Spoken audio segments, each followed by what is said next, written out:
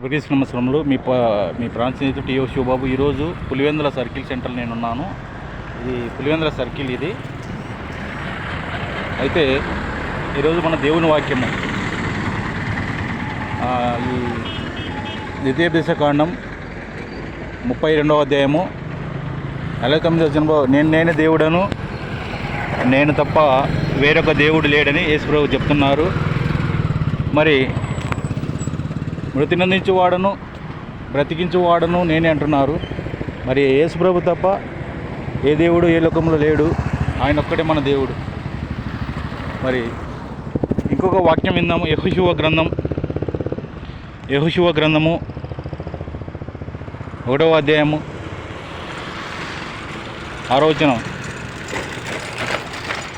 నిన్ను విడువను ఎడబాయను అని మన పితరులతో యెహోషువ గారు చెప్పి వారి వైపుండి యుద్ధం చేసి ఎంతోమందిని గెలిపించిన మహాగొప్ప దేవుడు మన యేసుప్రభు వారు.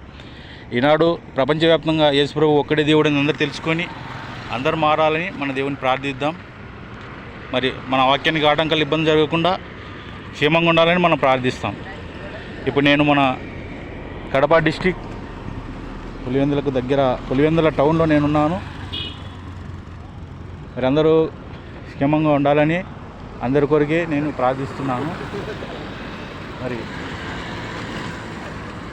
మంచి ఒక రాబోయే ఎలక్షన్స్లో మంచి నాయకుడు దేవుడు ఎన్నుకొని గెలిపించాలని కూడా మనం ప్రార్థించాలి.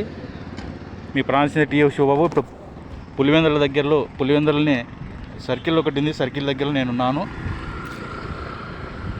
దుశ్శక్తులు, సాతానులు, ఇలోక సంబంధులు, సాతాను సంబంధమైన వాళ్ళు ఎన్ని ఇబ్బందులు కలుగజేస్తున్నా కూడా వాటిని ఎదుర్కొంటూ సేవకులమైన మనము దేవుని ప్రకటిస్తూనే ఉందాం. మరి పాట విందాం. ఈ పాట పాడింది కూడా మేమే. మరి నీ నోటి ఊపిరితో నన్ను పుట్టించితివే, నీ కన్నుల కానుకతో నన్ను బ్రతికించితివే. యేసు నా యేసు నా ప్రభువా యేసు.